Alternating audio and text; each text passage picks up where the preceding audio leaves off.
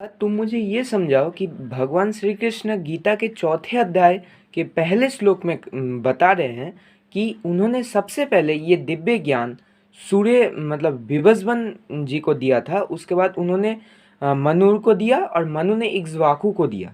फिर मेरा ये सवाल है कि ऐसा कैसे हो सकता है, क्योंकि उस दौर में अगर देखा जाए तो श्री कृष्ण का जन्म हाल ही फिलहाल में हुआ था, उनकी माता भी अभी जिंदा थी, परंतु सूर्य देवता तो अपने आधे साल गुजार चुके हैं। तो उनको कैसे बताया, ये जगह मुझे क्लियर नहीं है। क्या ये समझा सकते हो?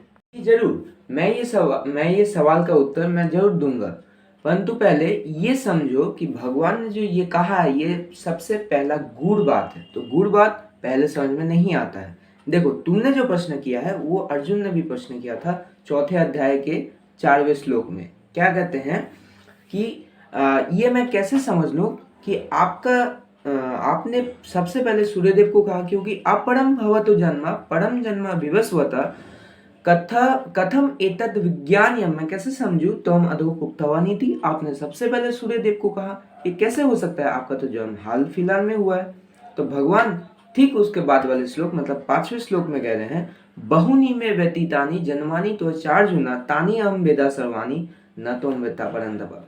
इसका अर्थ हुआ कि हे अर्जुन, तुम्हारे और मेरे बहुत से ऐसे जन्म हो चुके हैं, परंतु यहाँ पे एक चीज नोट करने की बात है कि यहाँ पे जन्म मतलब कृष्ण का जन्म दूसरे अलौकिक जन्म है। वो हमारे जैसे नॉर्मल गर्भवती महिला से नहीं होते हैं, वो अलग टाइप के जन्म होते हैं और अर्जुन के नॉर्मल जन्म होते हैं। तो यहाँ पे भगवान कह रहे हैं कि उनके और अर्जुन के बहुत जन्म ऐसे हो चुके हैं, इसलिए जब सबसे पहले जन्म हुआ था श्री कृष्ण का, तो उस समय उन्होंने मतलब विवस्वन को कहा था, मतलब सूर्य देवता विवस्वन को उस समय कहा था। तो यहाँ पे ये गूढ़ बात क्या तुम समझ में आया?